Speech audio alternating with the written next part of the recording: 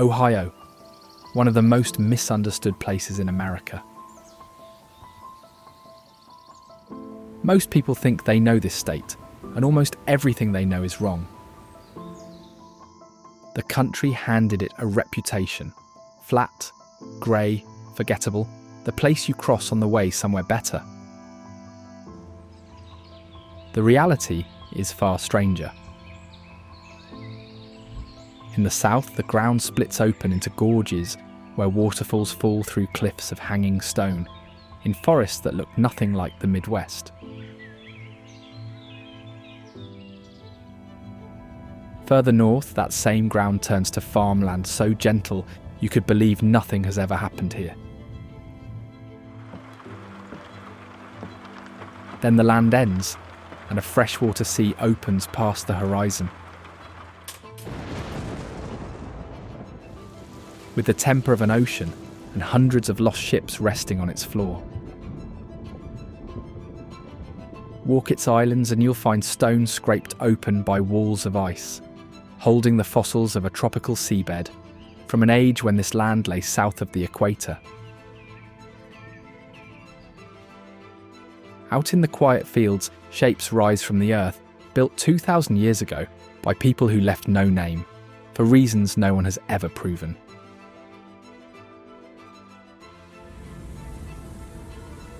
And a river here was so poisoned by industry that it caught fire, again and again, until an entire nation was forced to rewrite its laws.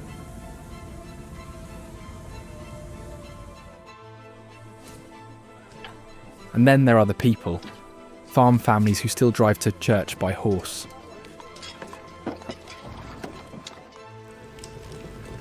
Kitchens where the bread, the butter and the pie are made the way a grandmother made them.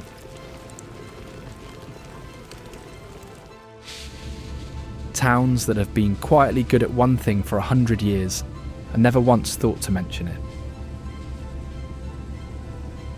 They've heard every joke America tells about them. They stopped correcting anyone a long time ago. There is one thing everyone here knows and almost no one outside believes. By the time we reach the great river in the south, you will too.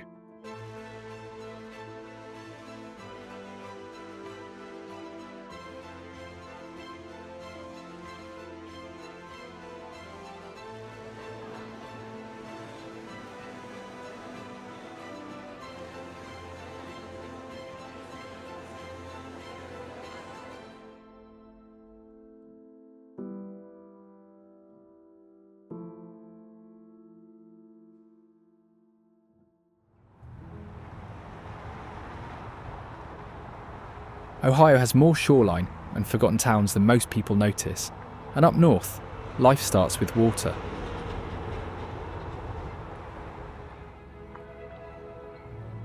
Along Lake Erie, islands, wetlands, ports and fishing towns line one giant freshwater highway.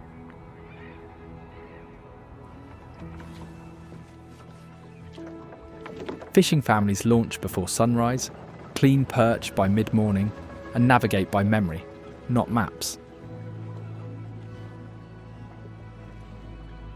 Lighthouse crews, ship workers, vineyard owners, and ferry staff stay tied to the lake, even when easier jobs wait inland. Vines hug the shore because the water softens winter cold, so grapes survive where they would fail a short drive away.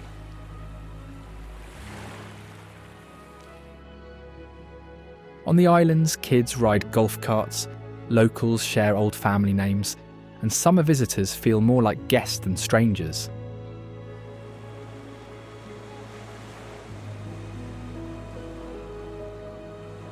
Many stay because they read the water like a clock, a job Marblehead Lighthouse has done for almost 2 centuries.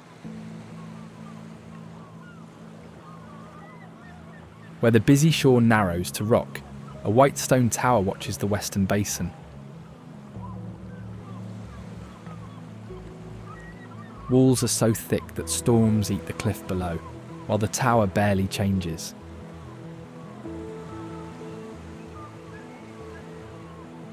Keepers once lived here all year, climbing tight stairs each night to keep the light on.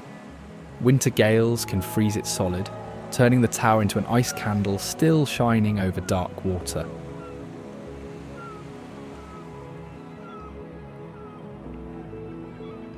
Families now eat fried perch and ice cream on the same rocks that once meant life or shipwreck.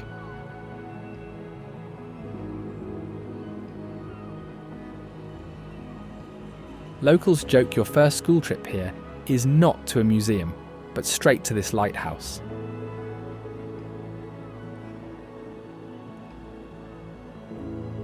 Every warning beam eventually points boats toward a harbour, and this one points straight into Put-in Bay.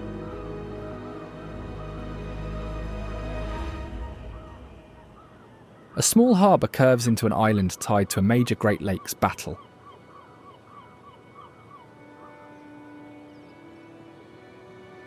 The bay that held warships now packs in ferries, fishing boats and day cruisers like a floating street.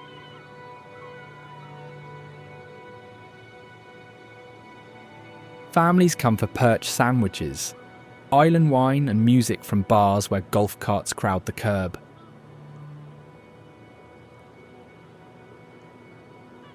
The wine poured here starts on a quieter island where the vineyards came first.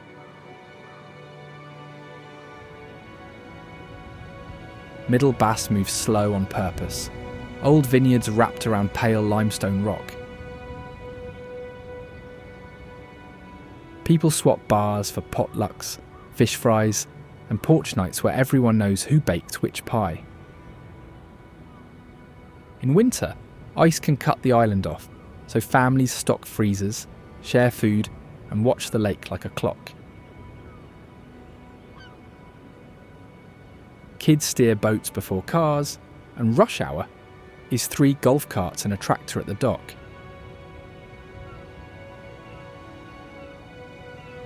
Summer visitors come for wine, perch dinners, and a break from the rest of Ohio.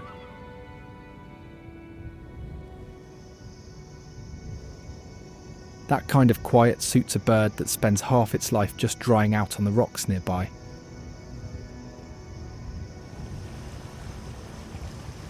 Double-crested cormorants dive like spears, chasing fish underwater.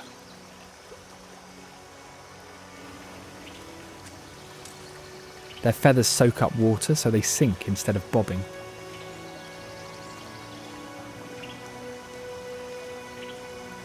After each dive, they perch with wings spread, turning the wall into a row of black crosses.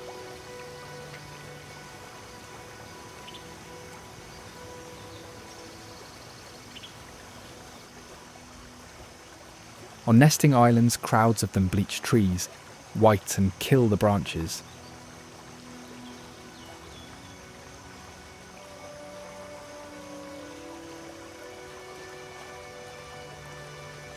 Fishers once blamed them for empty nets, but cleaner water helped their numbers surge back.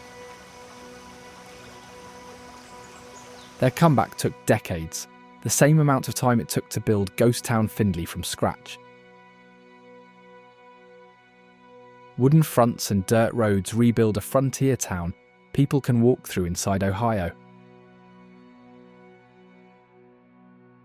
Costumed cowhands and sheriffs stage saloon fights and trials to show how those towns worked.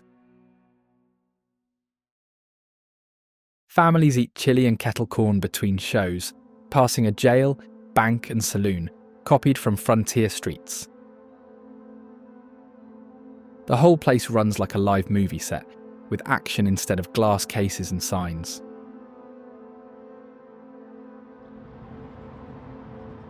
Every building here was built to look old on purpose, unlike Granville, where the brick actually is. Settlers from there built straight streets, white steeples and tight rows of brick. People fuss over details, fixing porches and paint before they ever think of tearing down.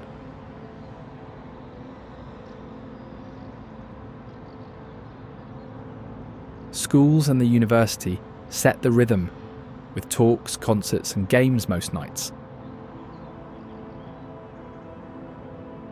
Locals walk to small bakeries and shops, while visitors stand gawking at the village green. Festivals and parades turn streets into meeting spots, with neighbours running the show. People here care about keeping old things standing, but the alligator effigy mound never needed the help. A long alligator of earth runs over 250 feet, head to tail. Its body curves and bends, while most other earthworks here are neat squares or circles. No one agrees what it is meant to be, and that argument keeps people climbing up to look. Nobody solved that argument, but on the next island over, every local has a theory of their own about something else, entirely.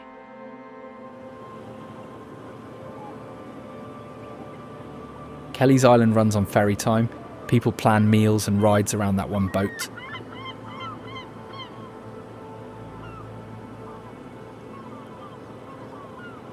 Winter empties the cottages, then summer floods this limestone island with bikes, golf carts and crowds.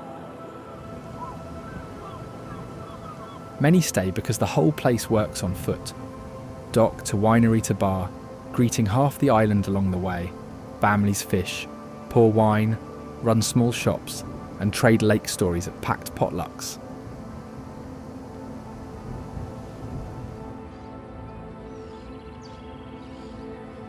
Beyond the houses, grooves cut into the rock trace, exactly where the glacier passed. The glacial grooves slice the island's limestone into channels wide enough to walk inside. Ice once dragged boulders across this bed, cutting straight lines that still show exactly which way the glacier moved. From the rim, visitors see the island's rock layers cut open like a cross-section of its own history. Families return generation after generation to walk the same grooves their parents once showed them.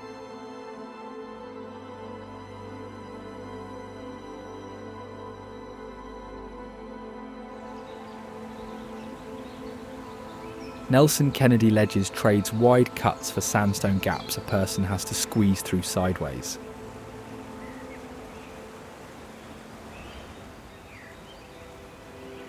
Towering stone walls and narrow passages turn a walk into a maze.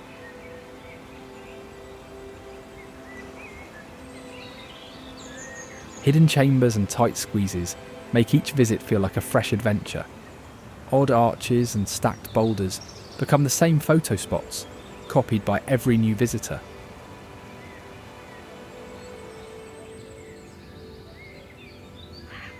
Families run the same routes their parents loved, so old stories stick to every corner of the trail.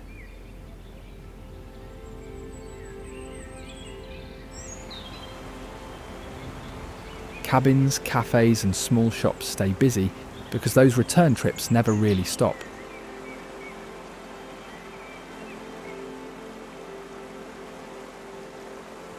Many pick one ledge and claim it as theirs, visiting that exact spot every single time.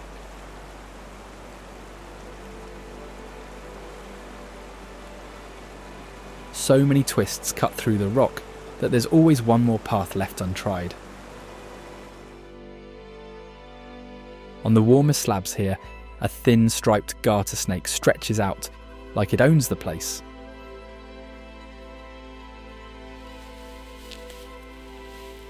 This snake slips into rock cracks fast, treating every gap as an emergency exit when boots get close.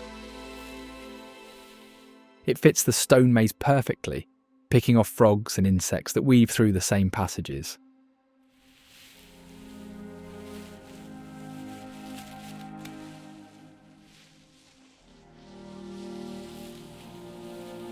Most of the time it holds perfectly still as families pass, then glides off without any urgency.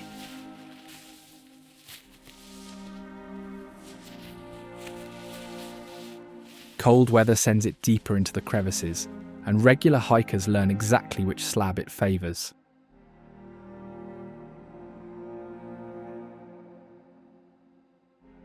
its quiet hunting keeps mice and bugs from overrunning these narrow stone corridors. South of these ledges, Cole built Shawnee fast and left just as quickly. Brick rows and company halls still stand exactly as the miners left them. Families return just to point out their old house and the road grandparents walked to the mine. Former miners and their children trade boom-time stories inside the same old company buildings. Church meals and history days briefly pack these quiet streets, turning the ghost town busy for a weekend. For many former residents, Shawnee means family roots more than it ever meant coal.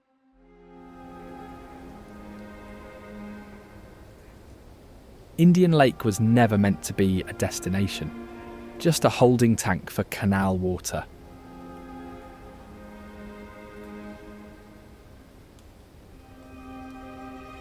The reservoir filled with docks and cottages, and the people who came never really left.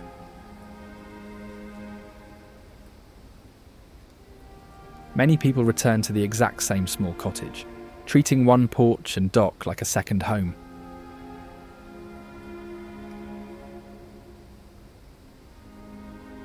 Wetlands, islands and shore houses line the water, where boats, fishing and food filled the day.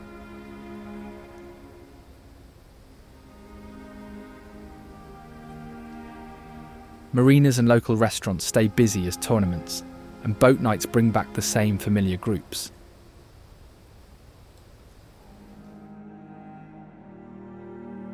Kids learn their own bay and their own island young, then return years later with families of their own.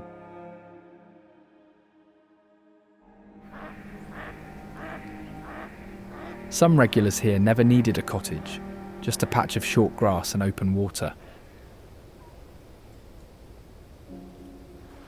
Canada geese find short grass and open water perfect here, so they patrol between lawns and waves in noisy lines.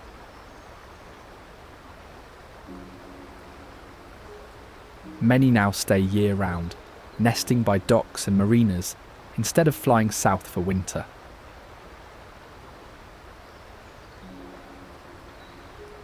Adults guard fiercely, hissing and lowering their heads the moment anyone steps near a gosling.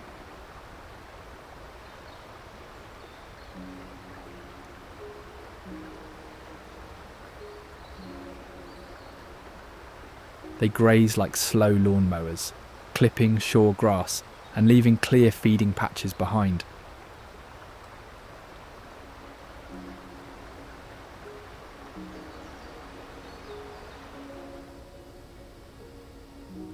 Calm mornings bring loose V-shaped liftoffs, circling cottages before splashing back down onto the water.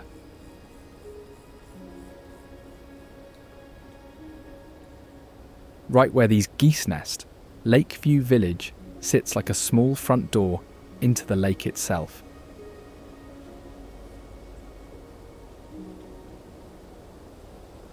Streets, docks and cabins pack in tight enough that summer life rarely needs a car. Families often pick one cottage here and keep returning, turning a tourist stop into their own lake town. Zor Village started with the opposite idea, pooling everything so that nothing belonged to any one family.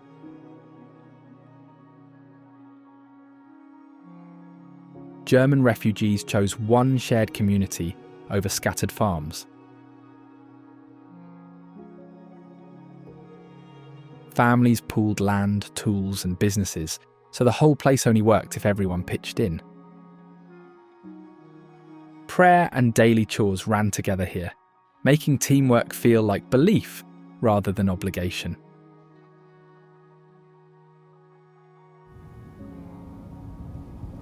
Hocking Hills drew a different kind of settler, one who chose independence over shared ownership.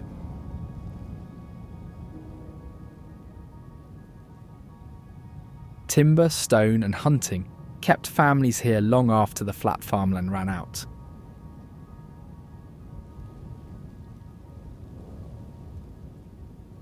Daily life meant hauling water, cutting wood and walking slopes, yet families stayed for the independence it offered.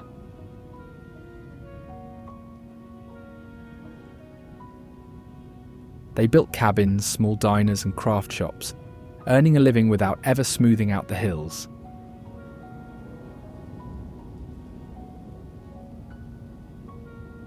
Visitors now sleep in those same cabins and step straight from the driveway into gorges and caves.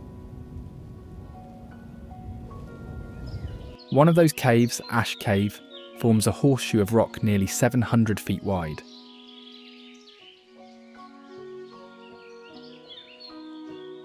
Its floor holds soft sand and soil, yet the roof stays open, cliff above and sky beyond.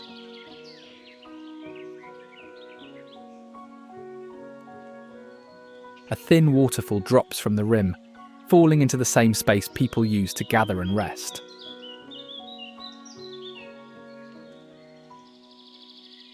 Thick layers of ash show fires burned here again and again, turning this recess into a massive camp.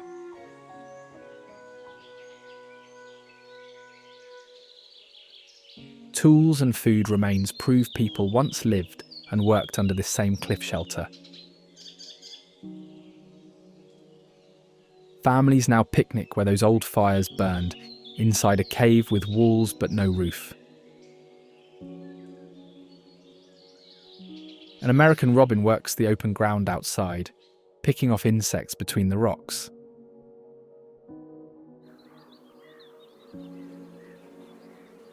Its eyes track the smallest movement. Then it darts and grabs worms and beetles in sharp bursts.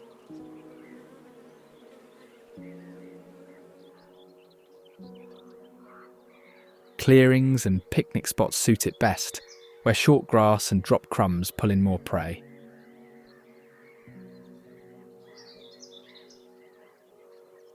It nests through the warm months, feeding chicks soft worms before switching them over to berries.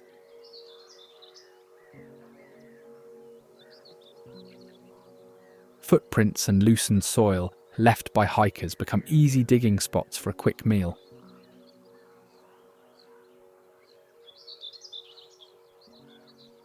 Its call drifts over caves and parking lots, marking busy human areas as easy feeding zones. Rock House sits above the trail, the only true cave in these hills. Long corridors run straight through the sandstone, so visitors walk inside the cliff like a tunnel.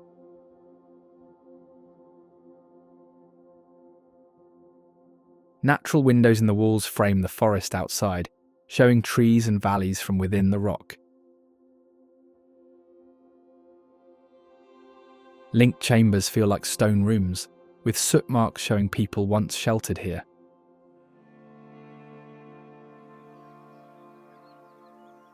A white-tailed deer standing still in this forest becomes part of the rock and bark around it.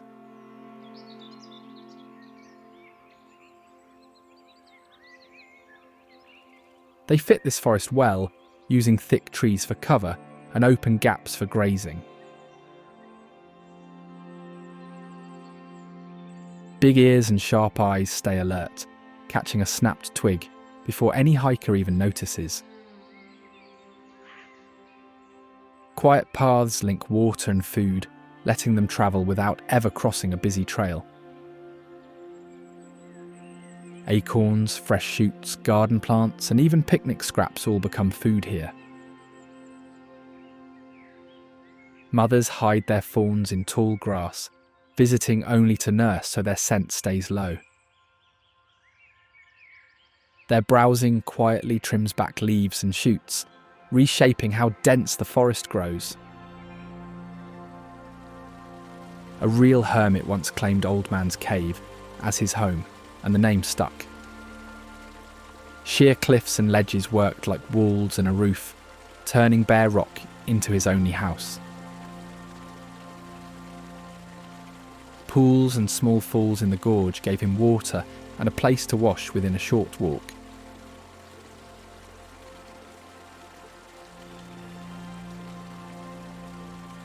Visitors now follow those same ledges and steps, tracing routes that were once his daily path.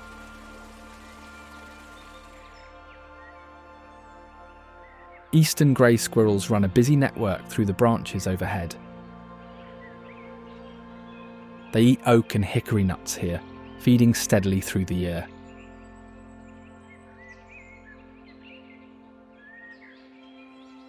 Buried nuts often get forgotten, and those leftovers grow into brand new trees.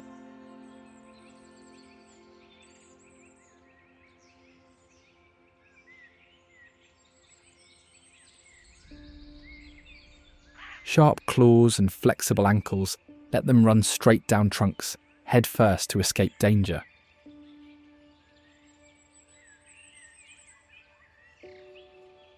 They watch people on the trails closely, grabbing dropped snacks and guarding their own stashes.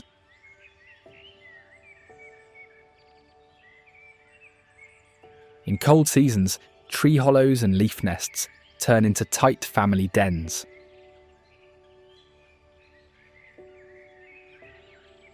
Their digging and hiding quietly move seeds around, reshaping the forest over time. Schönbrunn village proved two cultures could build one working community from nothing.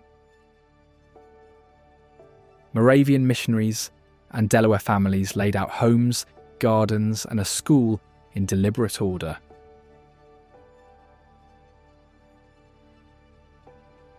A written code of conduct governed daily life, covering everything from work duties to worship. Work, lessons, and faith ran together daily, so everyone learned and worshipped in the same small place.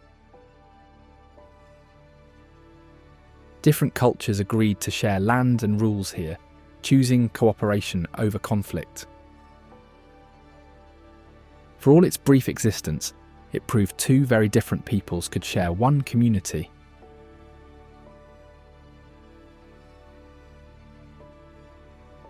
Bexley's grandest private mansion eventually became public ground for everyone else.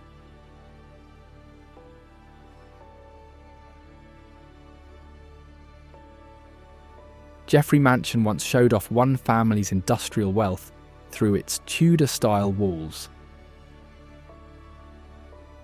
Now the grounds work as a shared park, hosting games, picnics, and local events. A private estate turned into community memory, where new gatherings happen under old stone and timber.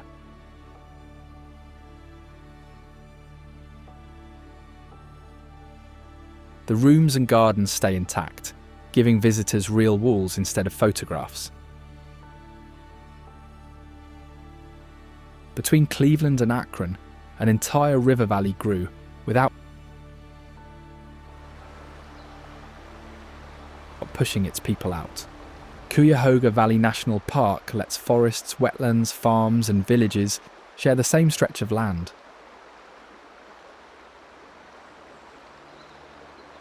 People never fully left, as canal crews, rail workers, farmers, and town families kept shaping this place. Historic villages and family farms sit inside the park, daily life running beside protected woods. Old canal and rail lines now carry walkers and cyclists, turning old work routes into short trails. Local shops and events sit next to wildlife areas, tying daily routines to the valley's health. Beavers return to this same valley after trapping and habitat loss wiped them out completely.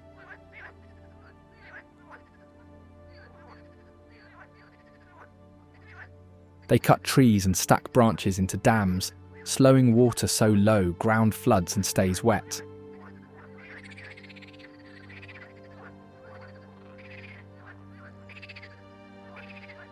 Their dams helped form beaver marsh, turning old industrial land into a thriving wetland.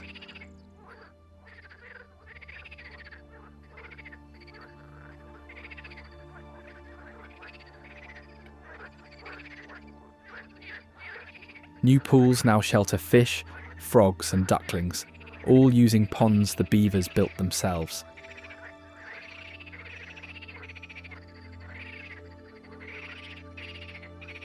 Their work quietly repairs damaged streams, undoing some of the changes people made decades ago.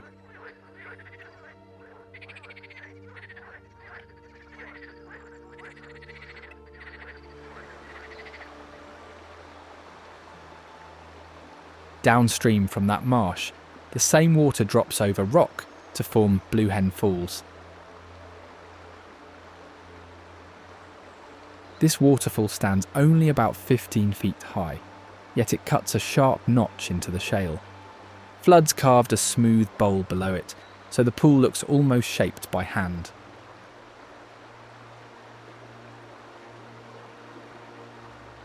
A narrow trail off the Buckeye Trail leads hikers down into the ravine beside the falls. Generations have made this walk, drawn to one of the park's most photographed spots.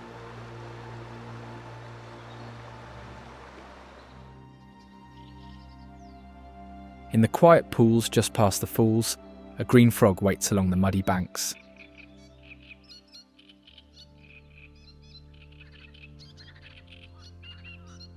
It picks slow streams and calm ponds where still water keeps eggs and tadpoles safe.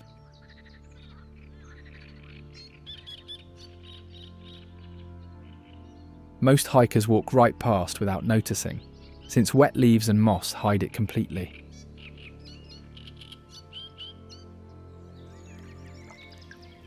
A quick tongue flick pulls insects straight from the air, turning swarms of flies into food.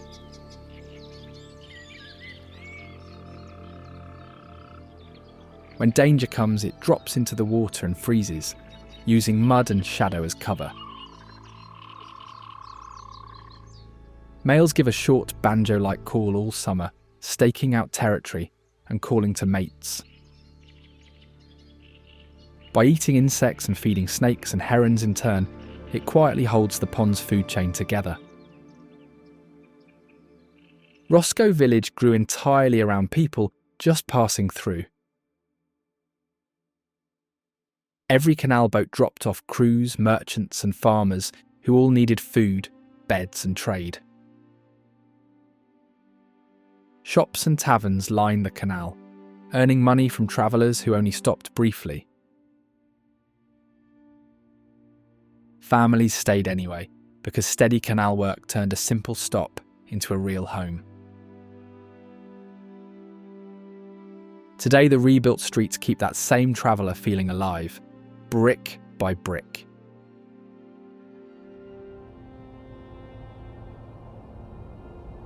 Oberlin built its whole identity on backing causes most other towns refused to touch. Abolition and reform were deeply unpopular choices here, and residents backed both anyway. People move here because they want life centred on education, fairness and shared duty.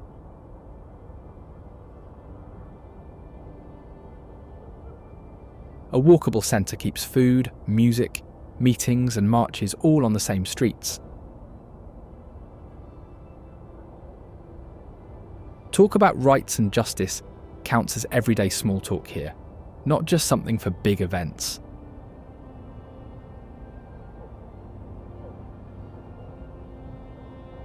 Oberlin College carried those ideas further, making reform and civic duty part of daily campus life.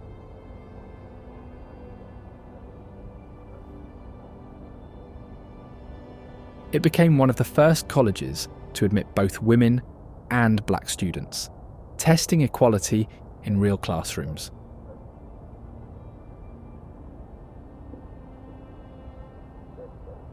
Students and teachers backed abolition and reform, turning lessons into action out in the town.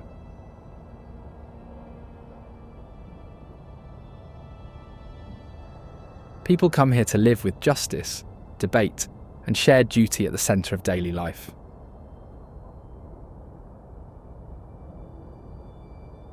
Art, music, talks and simple meals cluster around the quad, forming a small city built on ideas. One community found a way to grow fast without losing what made it feel small.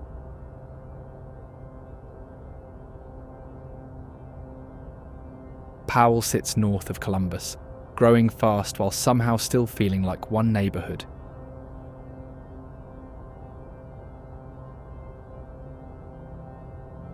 It grew from a small rural stop into a major family town without dropping its old local habits.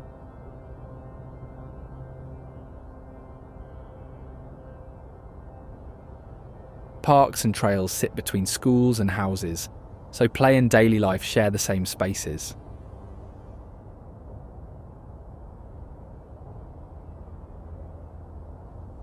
Events and simple street traditions keep neighbours close, even as new homes and shops keep appearing.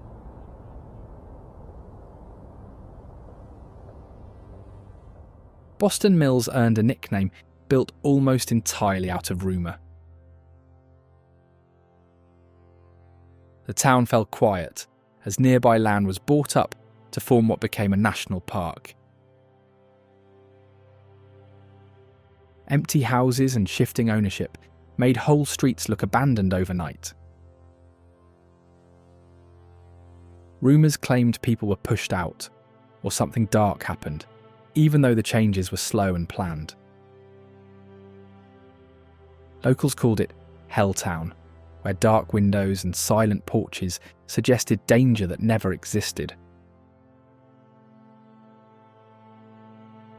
Where rumours faded, tradition held, and Holmes County chose to keep it that way. It holds one of the largest Amish communities in the world, keeping old ways entirely by choice. Life centres on faith, family, and handwork rather than speed or technology. Farms span generations, grandparents, parents, and children sharing the same land and chores. Neighbours gather for barn raisings and harvests, turning hard work into shared events. Broasted chicken, hand-rolled noodles, and fresh-baked pie show up at nearly every table. Traditions pass from parents to children, and shared values matter more than comfort.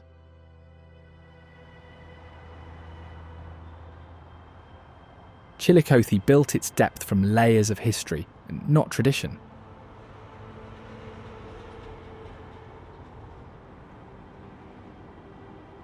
It once served as Ohio's first capital, sitting where the Scioto bends through old earthwork country.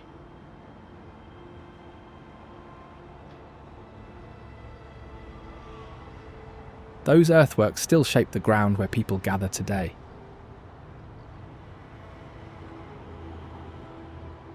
Frontier streets and halls grew up around those mounds, stacking new town life on older stories.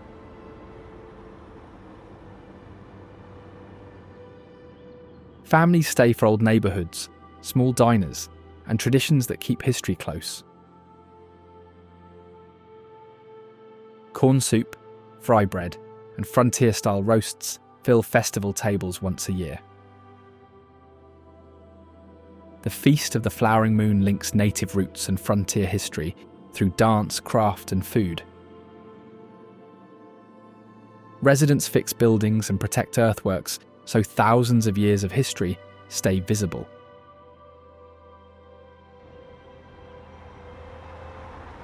The Ross County Courthouse has hosted that same public life for generations.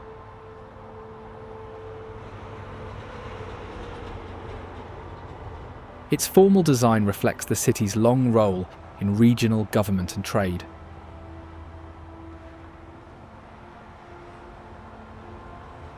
People have gathered on its steps for rallies, parades, and celebrations across generations.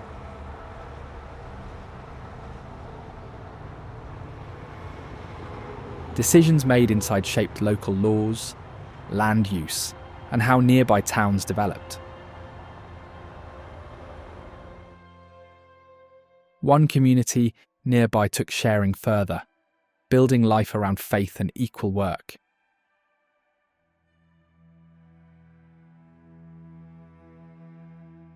Whitewater Shaker Village ran on cooperation and belief in equal measure.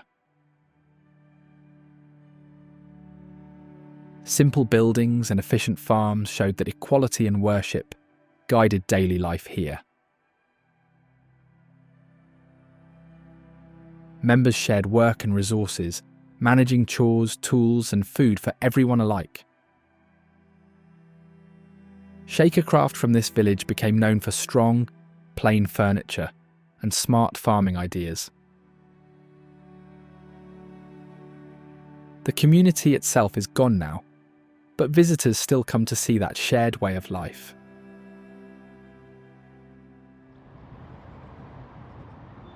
Marion built its identity on more than just one famous name.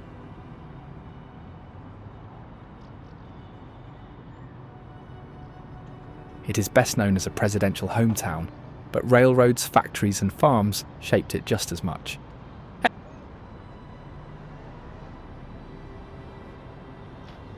Many families trace their roots to train yards and machine shops, rather than politics.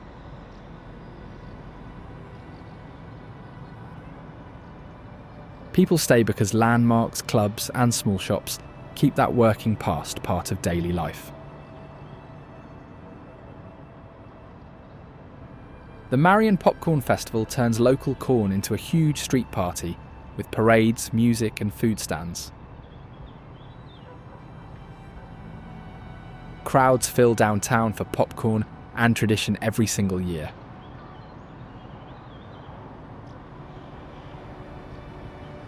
The Warren G. Harding Memorial holds just one couple in an open-air marble tomb.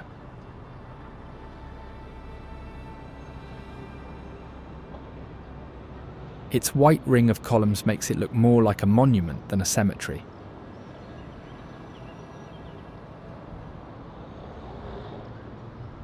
Years of scandal tied to Harding's presidency made it one of Marion's best-known landmarks.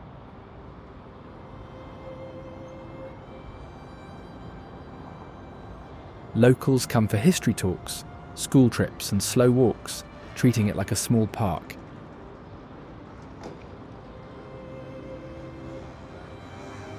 Not far from that marble circle, Grand Prairie Elementary School now stands completely silent. Classrooms once full of kids sit empty, following families who moved away.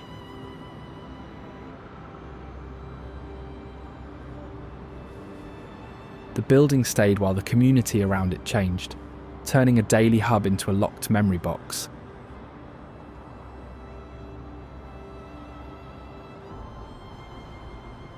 Old menus, trophies and artwork still show school routines that once shaped local life.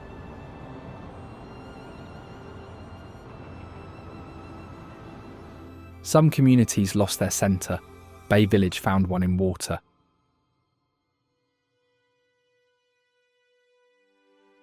It sits on Lake Erie's shore, where landmarks, parks and neighbourhoods all face the water. Families first came for travel and fishing, then stayed as recreation and tourism grew.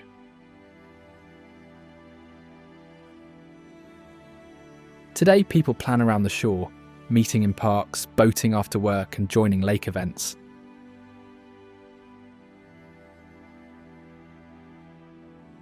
Storms, ice and summer waves set the rhythm for fishing, paddling and evening walks. Perch fries and fresh walleye show up at nearly every lakeside gather. An ancient earthwork nearby still shapes how people think about the past. Serpent Mound stretches across a southern Ohio ridge in the shape of a snake.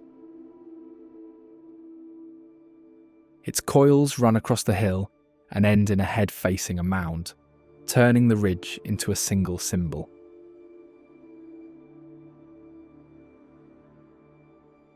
Visitors stand where builders worked thousands of years ago, long before any nearby town existed. For many Indigenous communities and researchers, it remains a respected site that keeps older beliefs present.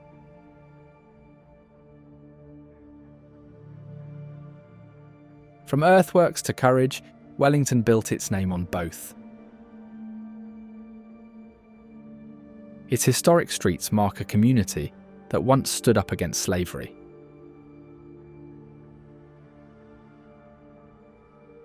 In the Oberlin Wellington rescue, locals resisted the Fugitive Slave Act to protect a man escaping bondage.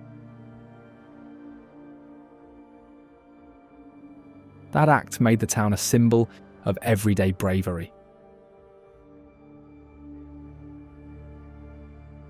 Festivals, local groups, and small businesses keep this rescue story alive today.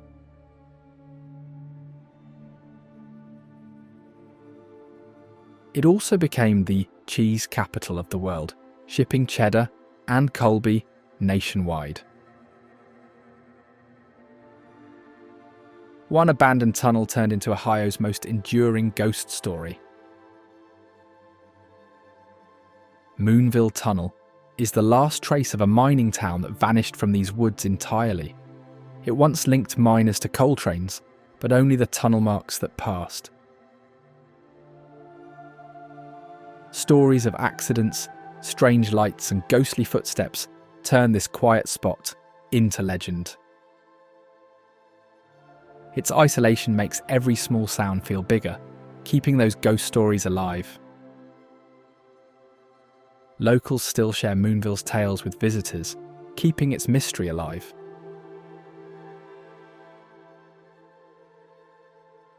The woods gave way to rivers, and Portsmouth grew where two of them met.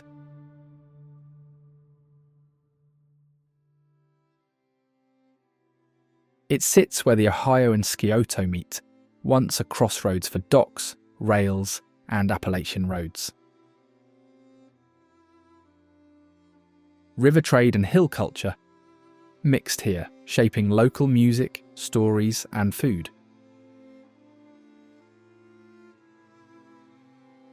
Soup beans, cornbread, and riverfish still show up at community tables.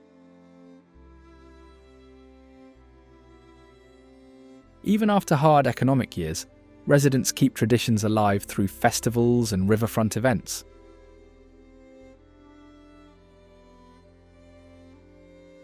Life here still follows the rivers and hills that surround it.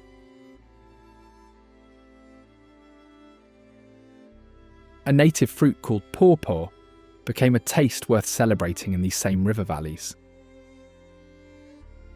Inside, it holds soft custard-like flesh with a sweet, almost tropical taste. Appalachian families turn it into ice cream, pies, and breads, treating pawpaw season as a special time of year. Festivals and local recipes now treat it as a symbol of Appalachian food culture.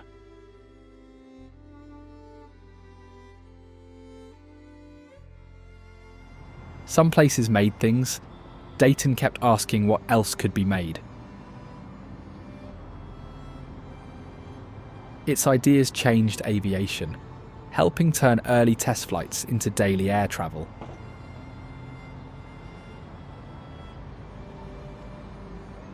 Local workshops pushed manufacturing forward, making goods faster and more reliable.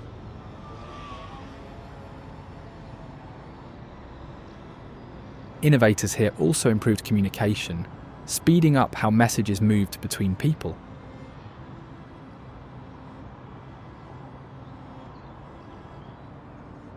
A strong invention culture drives this city, not just its factories.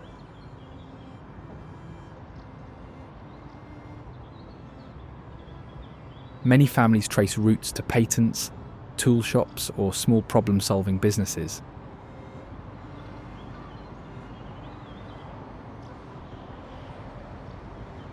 Dayton-style pizza, with its thin crust and edge-to-edge sauce, still divides and unites locals at once.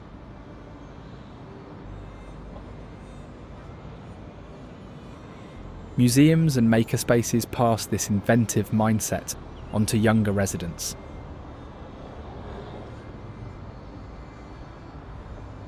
Riverscape Metropark brings that same energy outside along the Great Miami.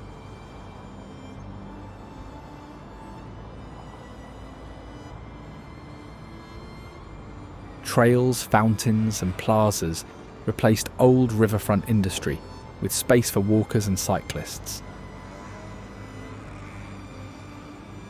Festivals and concerts fill the park regularly. So many residents treat it as their main town square.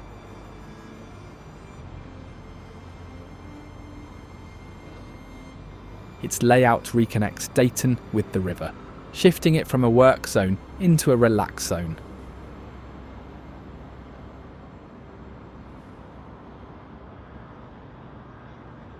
Food trucks, paddle rentals, and community events mix river views with daily city life.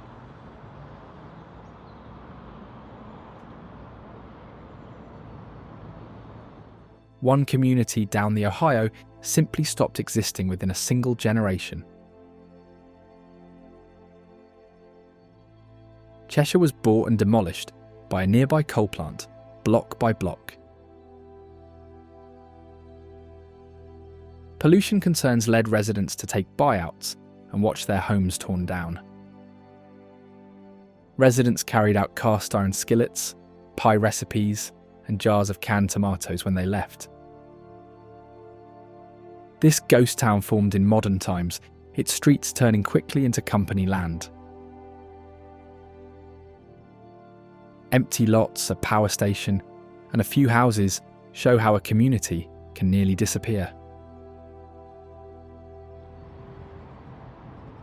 Toledo held on, still running on the same lake and river it always had.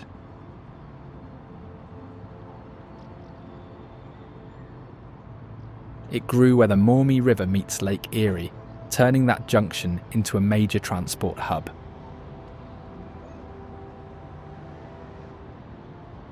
Shipping, factories, and railroads packed the waterfront with work that lasted generations.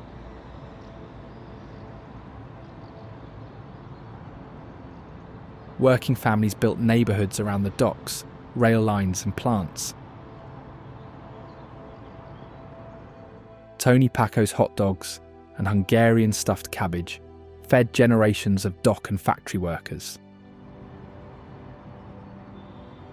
Even as some industries shrank, the river and lake stayed central to daily life.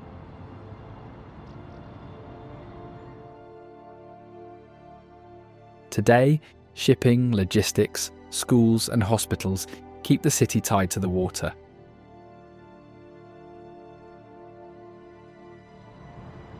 Living here means watching freighters, bridges, and trains share the same shoreline.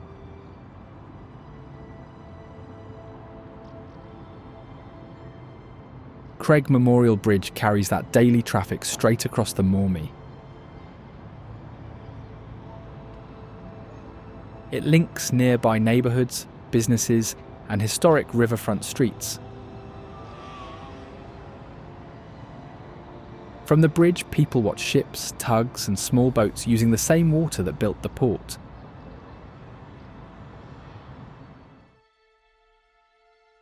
Traffic passes alongside views of factories, warehouses, and docks that shaped the city.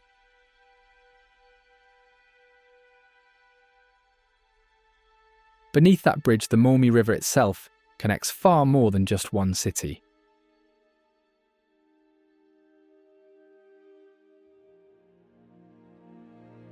It runs past farms, towns, and cities, shaping roads, bridges, and transport routes along the way.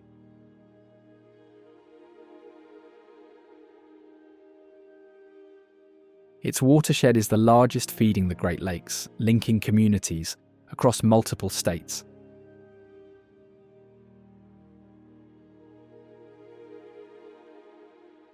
People use the river for barges, fishing, and paddling, mixing work with simple weekend fun.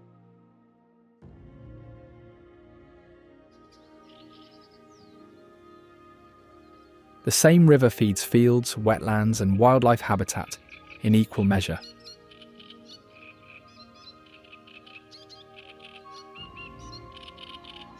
In the marshes along this river, a black-crowned night heron hunts only after the sun goes down.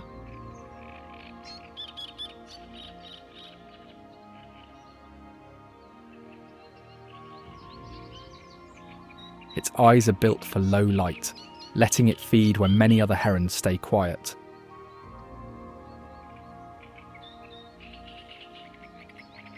Short legs and a chunky body help it perch on branches and reeds in cramped wetlands.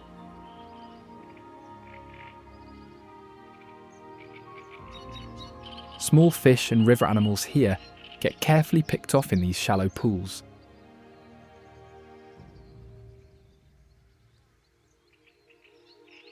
Young birds carry brown, streaky feathers, blending into mud and roots to avoid danger.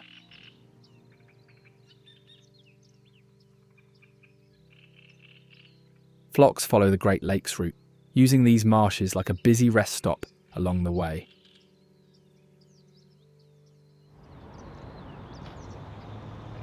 One nearby town kept its small town feel, despite sitting right next to a growing city.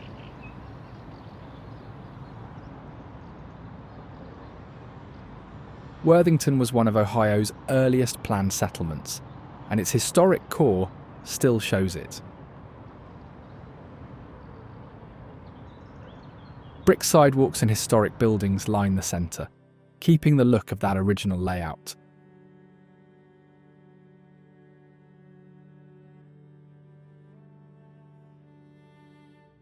Neighbours know each other here, and local history stays part of daily life.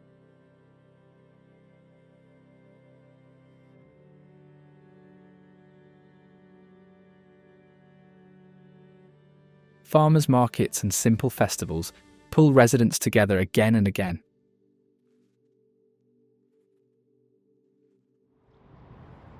Ohio State Reformatory's Gothic towers proved too striking to tear down.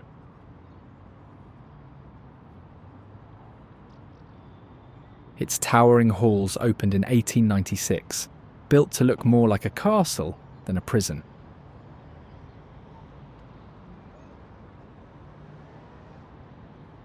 The cell blocks once held thousands, yet today people pay to walk those same halls.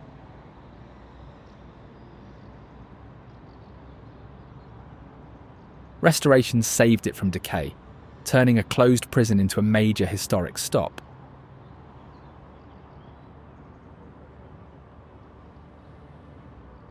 Visitors come for inmate stories, ghost tours, and daily life tales from inside the walls.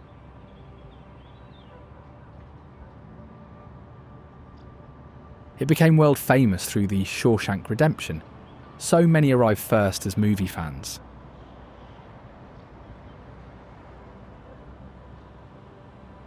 The Synovus Toledo refinery put the Mormie to work for a very different purpose entirely.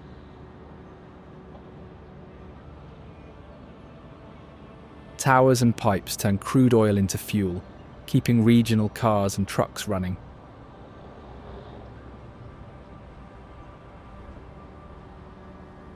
Barges treat the waterway like a road, bringing in oil and carrying products back out.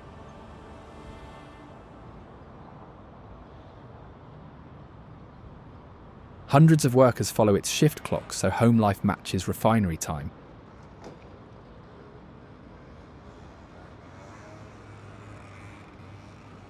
Nearby residents live with stack flames and safety drills, daily signs of local energy at work.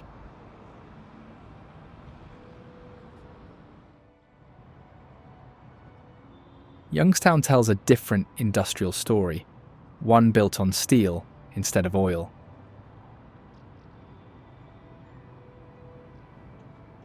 Its mills once lined the Mahoning River, shaping nearly every part of city life.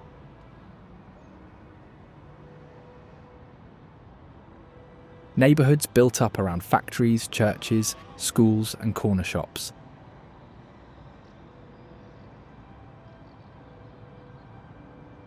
Steel jobs set daily routines here, shaping where people lived, prayed, and spent free time.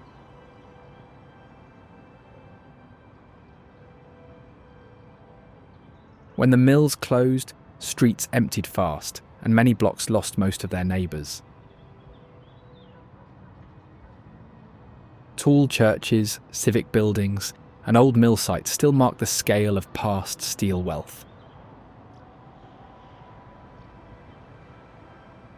Beef pizza, a thick-crust local invention, still draws lines at surviving old-school shops. New projects reuse mill land and save historic buildings, turning sites into parks and workplaces. Wallace Lake offers real woods and water without leaving town.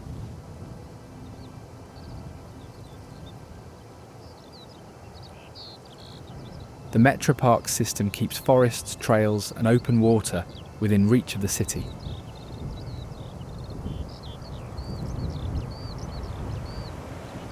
Families fish, paddle and swim here, getting real nature time without driving far.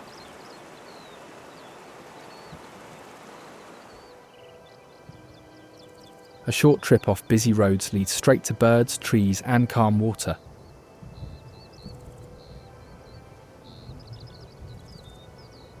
Paths and picnic spots make the lake feel like a shared backyard for nearby neighbours.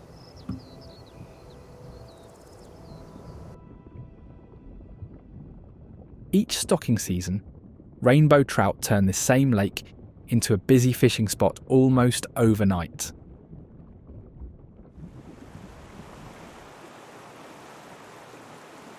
These fish sit in cool, shaded water in deep pockets, then dash out in quick bursts to grab bait.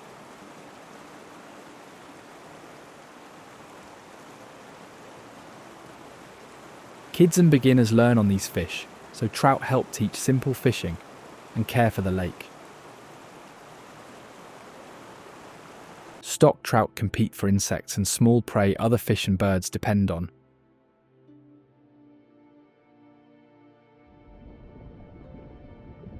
Families return whenever trout arrive, turning stocking days into regular shore gatherings.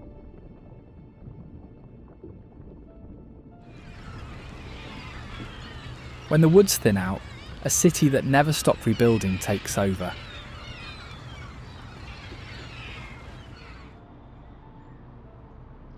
Cleveland took shape through factories, docks and rail lines along Lake Erie.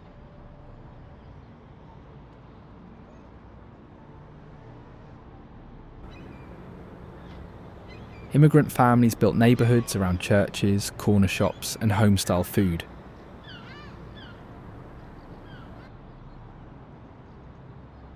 Steel and shipping once set daily life here, deciding where people lived and worked.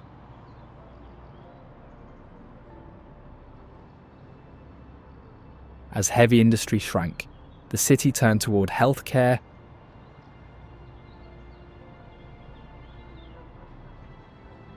universities and research. Museums, music venues and pro sports turn culture and games into shared city rituals.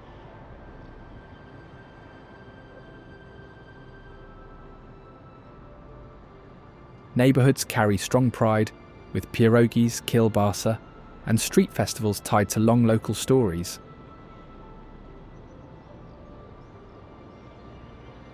Many stay for this mix of opportunity and identity, a city that keeps changing, yet still feels close-knit.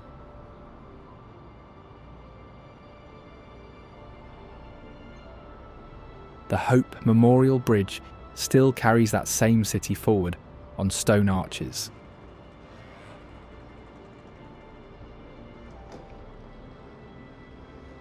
Stone guardians of traffic line its sides, holding carved vehicles like careful road keepers.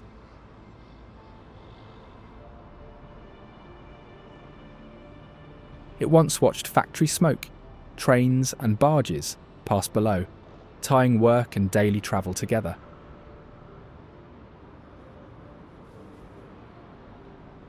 Walkers, cyclists and drivers still cross between districts under those same stone faces.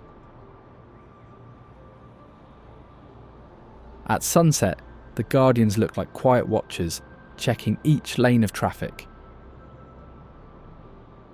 The Polish boy sandwich became the neighbourhood's own answer to comfort food. It grew from immigrant, working-class neighbourhoods, mixing Polish sausage with barbecue and diner sides. Meat, fries, sauce and slaw land in a single bite, People eat it after shifts, at games and at cookouts, treating this heavy sandwich like fuel for city life. The Cuyahoga River nearby carried a reputation no city wanted. Winding through northeastern Ohio, it reaches Lake Erie at Cleveland. Oily pollution on its surface caught fire, making it a global symbol of dirty water. That fire helped trigger new clean water laws, changing how the country viewed pollution.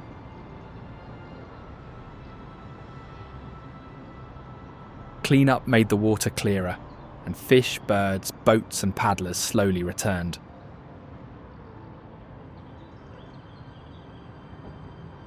Towns now hold river festivals and cleanup days to celebrate its recovery. The river still serves industry and recreation today, but under much stricter oversight.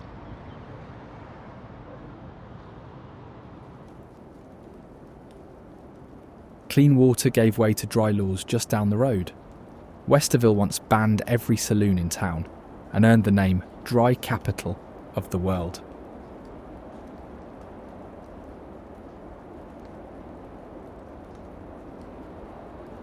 Temperance votes ran so strict here that even a bombed print shop couldn't undo the dry laws. That tough stance on alcohol helped shape a culture of safety and close-knit neighbours.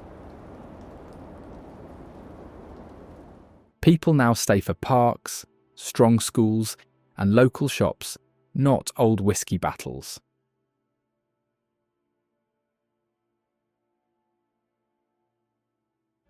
Cafes serve locally roasted coffee and fresh baked goods where saloons once stood.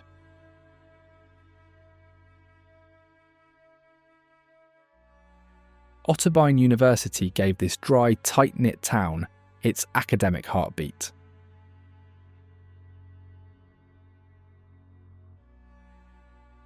This college has shaped local life for over a century, linking study and town culture.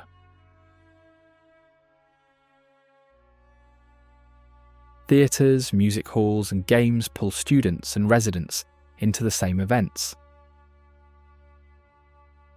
Campus traditions help define what feels normal in this suburb, from art to weekend plans.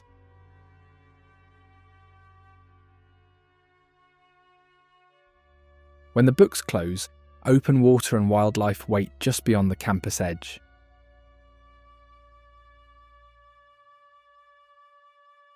Hoover Reservoir supplies drinking water to much of the Columbus area.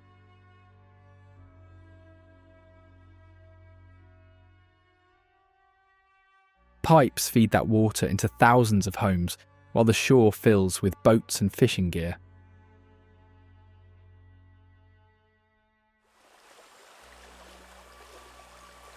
Open water beside wetlands and woods turns a utility site into an everyday nature stop.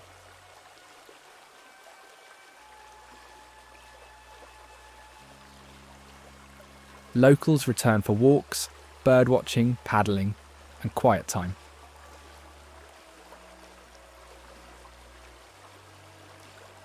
Conservation crews protect nests and shoreline plants, letting people and wildlife share the space.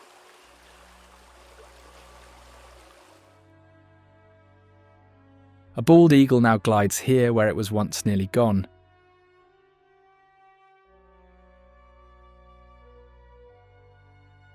Cleaner water and protected woods turn this place into easy hunting ground.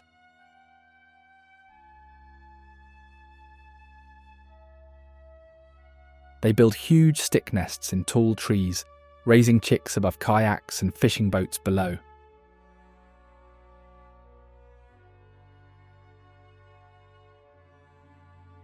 Wings fold back as they drop fast feet first, pulling fish from water people are paddling on.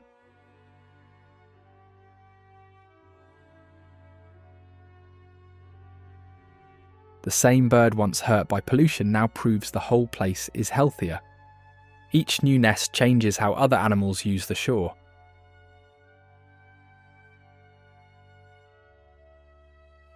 Local birdwatchers track these families season after season, learning which trees and coves they favour.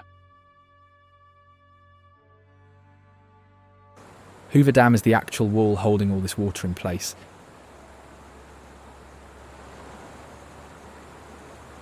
It traps river water and turns it into a steady supply for taps across the Columbus area.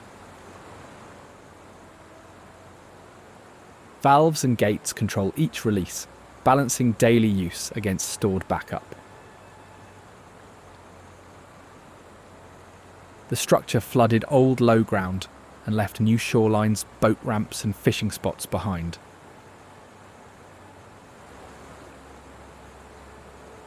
Locals joke this one wall decides if showers and coffee pots work each morning.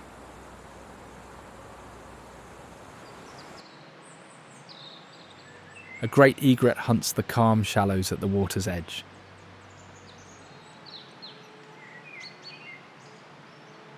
Long legs and a sharp yellow bill let it feed in ankle-deep water.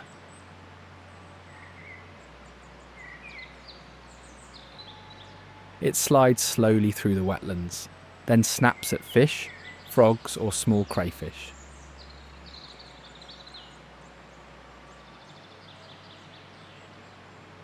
Shallow, quiet edges give it safe feeding ground through the warm months.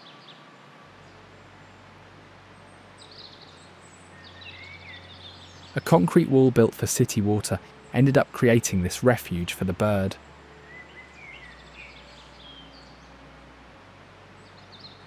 Bright white feathers make it easy to spot, drawing groups that watch for danger together.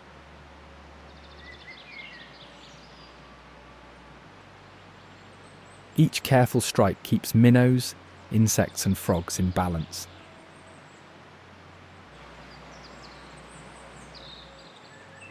A line of common merganser ducklings trails behind their mother on the open water.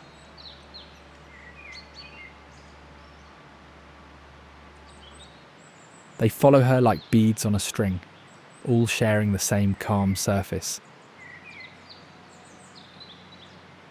Each small duckling can already dive, chasing fish and insects through the clear shallows.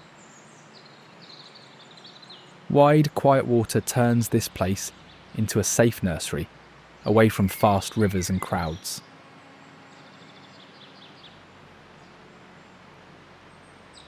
Birdwatchers joke that spring truly starts the moment these duckling trains show up.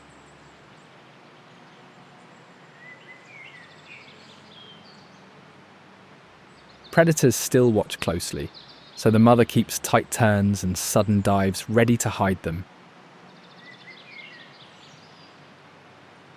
Those same quiet waters feed a city that never seems to stop growing.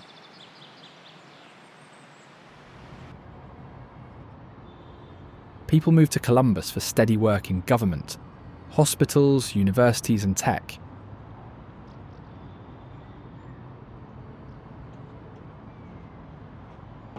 They stay because each neighbourhood has its own character, from art districts to market streets.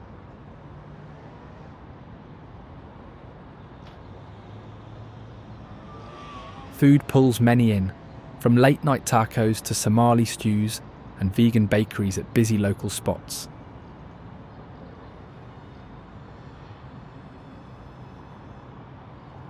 Festivals, sports and campus events fill the calendar, so weekends rarely feel quiet.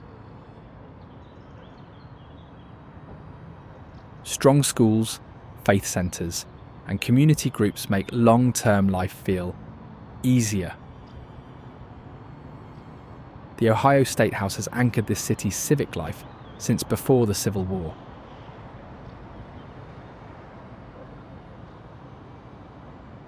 Its stone walls have heard debates, protests and celebrations play out on the same front steps.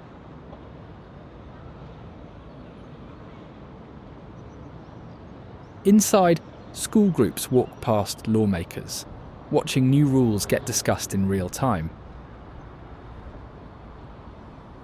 The rotunda doubles as a public hall, hosting rallies, vigils and community events alike.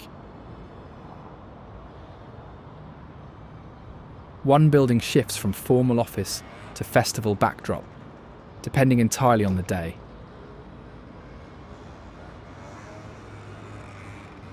A few blocks away, Levesque Tower has stood over Columbus's skyline since 1927.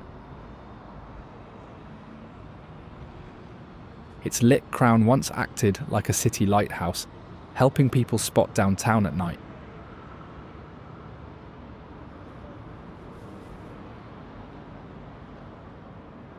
The tower started as an insurance citadel, built to broadcast money, safety, and ambition. Later it packed in offices, homes, and a hotel, turning one building into a stacked neighbourhood.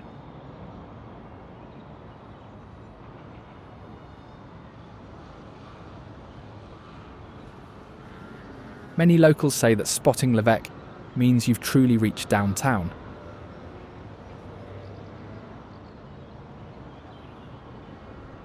Columbus City Hall is where the real work of governing happens. Inside, council meetings decide bus routes, parks, and where new homes and shops can go. The front steps act as a public stage, used for protests, rallies, and celebrations alike. Its riverside spot reflects the city's shift from frontier plan to a big metro of bridges and towers. One building feels like office space by day, then turns into a community square at night.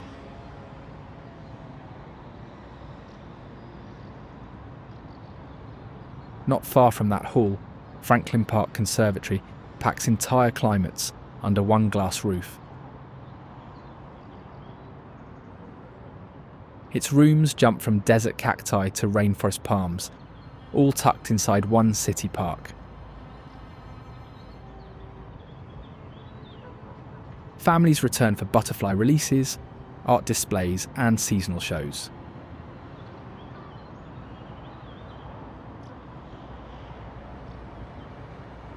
Classes teach simple gardening and food growing, so visitors can copy the ideas at home.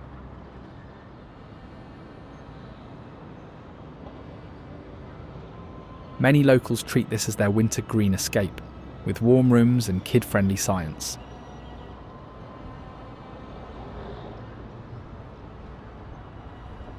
Across town, the Columbus Metropolitan Library mixes old stone with a much newer purpose.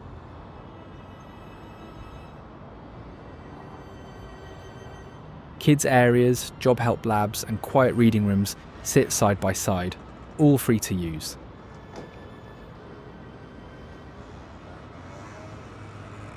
Events bring writers, tutors, and art programs into one shared building.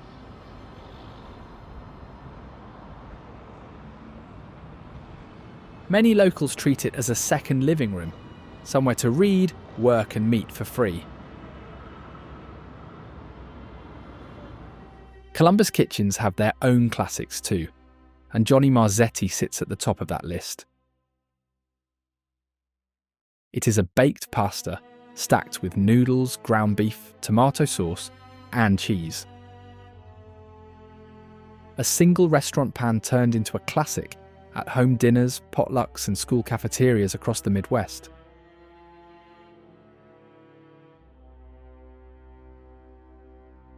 The Scioto River guided Columbus long before any of those kitchens existed.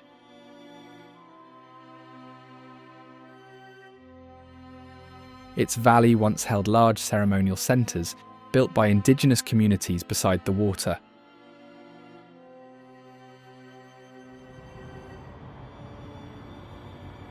Later settlers followed that same path, placing farms, roads, and small towns along its banks.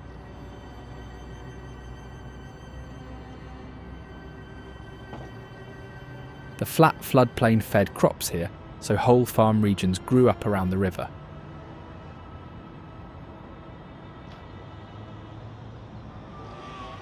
Modern cities still pull drinking water from it and line the shore with parks and paths. One river has guided sacred sites, cornfields and office towers across very different eras. Families fish, paddle and work beside it, treating the Scioto as a shared thread through time.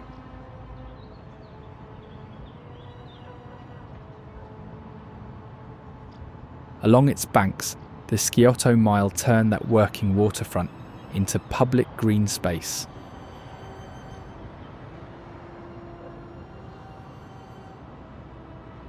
Fountains, lawns and long promenades replaced busy roads and parking lots along the water.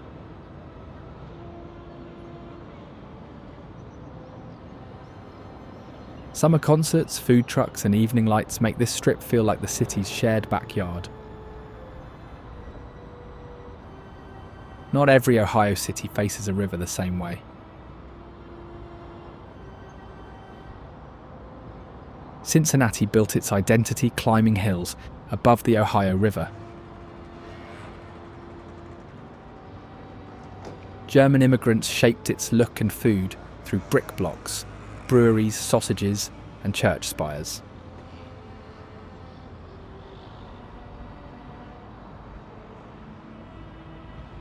Many streets feel like small towns with loyal locals, corner bars, and long-time family shops.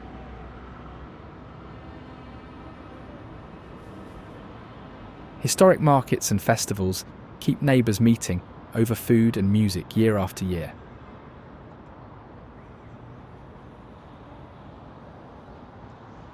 Skyline chili, served over spaghetti with cheese, remains the city's most argued over tradition.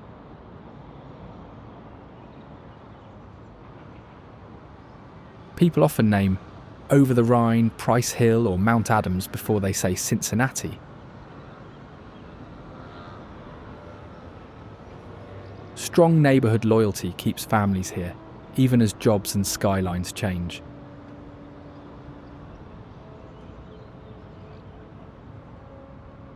The John A. Roebling suspension bridge quietly set the standard for suspension design.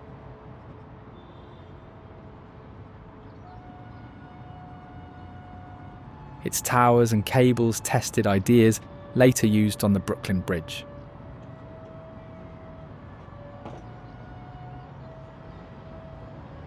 It opened as one of the longest suspension spans of its time, replacing slow ferries with a quick crossing.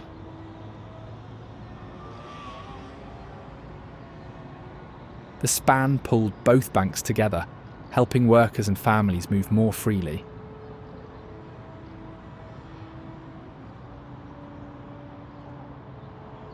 A local river bridge went on to become a model for a world-famous landmark elsewhere.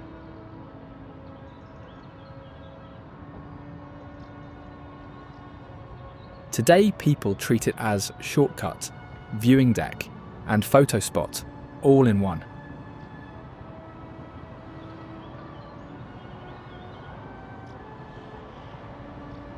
Steps from the bridge, Cincinnati Union Terminal handled massive crowds of travellers.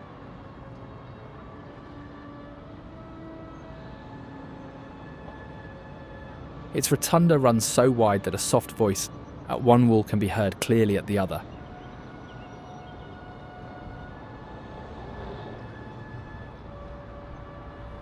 Large mosaics show workers and rail lines, turning daily city life into bold pictures on the walls.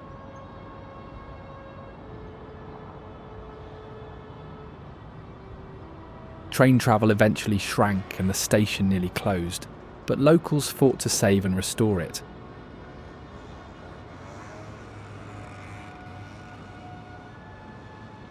Now families visit for museums, science shows and events under its high glass and stone arch.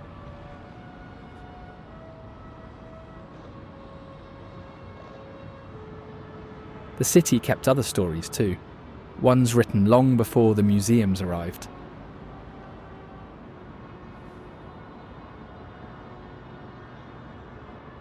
Harriet Beecher Stowe lived in this small home near the border between free and slave states.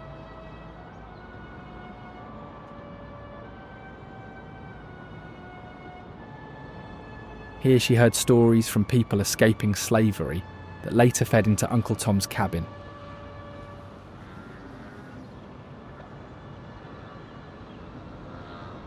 The house now shows how neighbours argued, organised, and took risks against slavery. Across the city, Cincinnati chili became the dish locals argue about more than anything else. This spiced meat sauce gets served over spaghetti or hot dogs, never in a bowl. Macedonian immigrant cooks created the recipe, blending chili with flavours closer to pasta sauce. Locals order it in ways, piling cheese, onions and beans in set layers. Many families stick to one chili parlour for life, loyal like fans to a hometown team. Newcomers often need help just to order it correctly, while locals trade tips on the best way to eat it.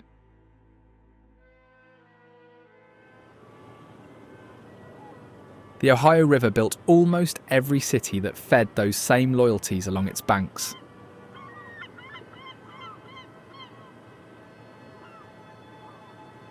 Before railroads existed, this river was a busy trade road for people and cargo.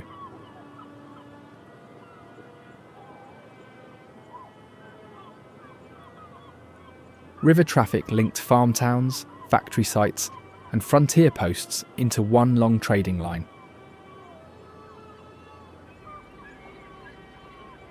Grain, coal, timber, and steel moved along this route, filling docks and fueling new industries.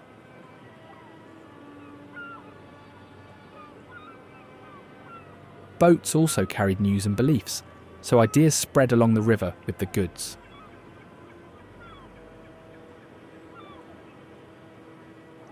Living near it meant jobs in ports and mills, with streets planned to face the water.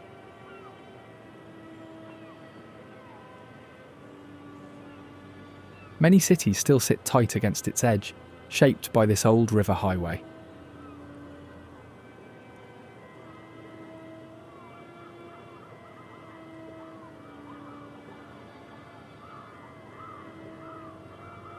Barges still work this river today, and riverboat commerce keeps that tradition alive.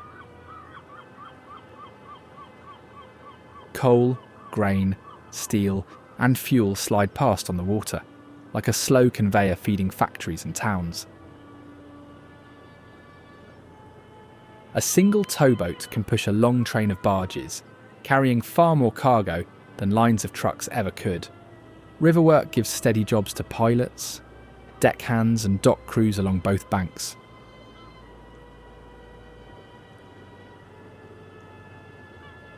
Old steamboat crowds are long gone, but barge traffic still powers this major freight route. Living beside it means engine noise at night and strings of barge lights drifting by.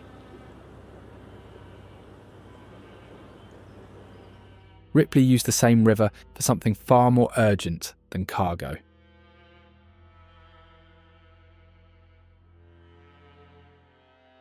Many freedom seekers aimed for this exact spot, crossing the river at night toward safer hills.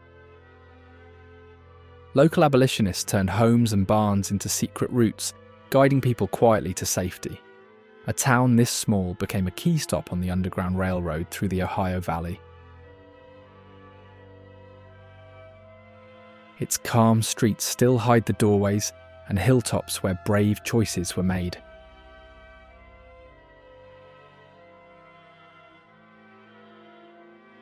This is Ohio, a land of hidden wonders and remarkable architectural marvels. Now, if you don't want to miss the most unreal wonders of the Arkansas, check out this video.